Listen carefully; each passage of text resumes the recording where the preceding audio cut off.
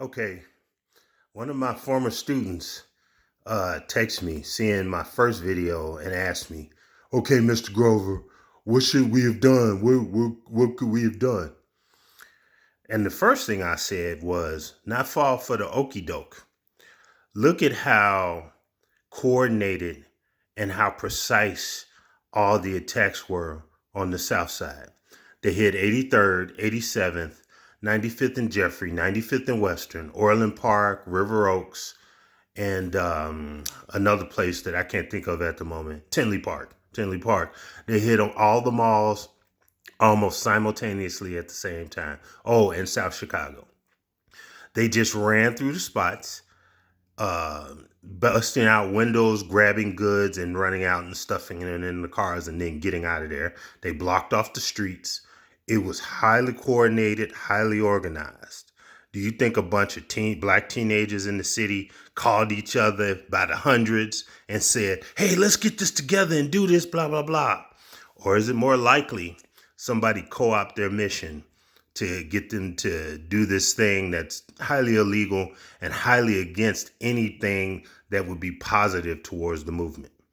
Just like that, all of y'all forgot about George Floyd and the fact that you were supposed to be protesting against them killing, harassing, and just brutalizing black people. You forgot all about that. And you went out and committed crimes and vandalism that will get them to come and try to brutalize black people more.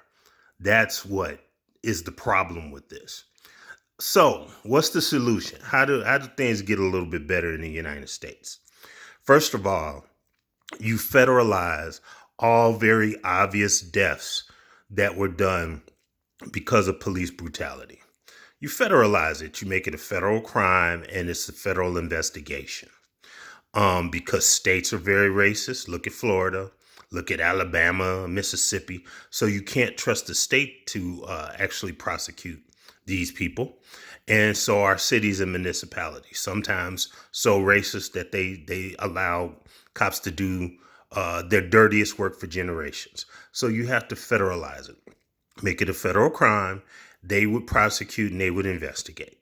Secondly, and there would have to be a bill introduced in order to do that. So politicians, get on it before we vote you out and vote somebody else in. Get on it and vote for it. The second part would be, instead of paying for police brutality lawsuit cases out of public funds and taxpayer money, pay for it out of the police pensions. These people shouldn't get away with it. If they end somebody's life and remove a father or remove a mother or remove some child who had a future, and all that person's future earnings and what they contributed to their family is gone, they should pay for it out of their own pensions. It shouldn't be the city losing millions of dollars all the time. No, let them dudes be poor at the point, not only incarcerated, but poor. Remove that incentive from them. And then lastly, but not least, and this is the big one, this is the one that would make America truly a wonderful place to be. Start taxing the wealthy exactly what you tax the middle class. I get taxed at about 23% to 30-something%. I do other people's taxes, so I know about the economic boundaries in which we all fall into. So tax the rich at about 30%, and that's all of their economic gains, stocks, real estate, everything. And utilize that fund to give economic opportunity to every neighborhood, not just white folks, not just Fortune 500 companies, but small companies. Those are the engines that actually drive commerce in America. Black-owned real estate agents, Black-owned construction companies, Black-owned restaurants, and so on and so forth. Mexican-owned restaurants, Mexican-owned construction companies. We could make America truly kind of a utopia if we would get over this greed, where billionaires and multi-billionaire companies are reaping in millions upon millions of dollars in profit every year, while the rest of us are paying all their tax to keep up the infrastructure, to keep up the police, for God's sakes, we pay for that, to keep up the firemen, to keep up EMTs, to fund public hospitals, public education, so on and so forth, social work and psychiatric help in the public sector, and so on and so forth.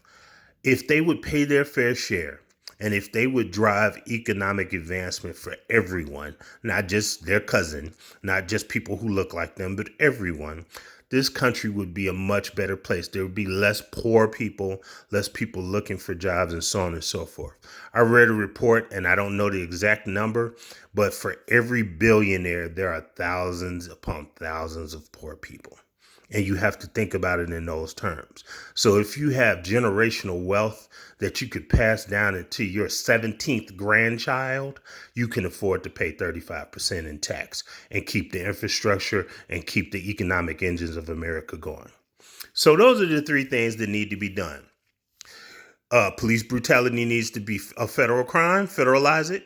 Make them pay from their police pensions and their police funds so that, the public isn't paying for their mistakes, and introduce taxation that's more fair, that keeps America economically viable so that we can be in the forefront of the economy again instead of it being China, and that we can offer opportunities to these young kids out here so they won't be just waiting around to steal and loot. Those are the three things that I would do in order to improve this situation. Thanks for listening, y'all.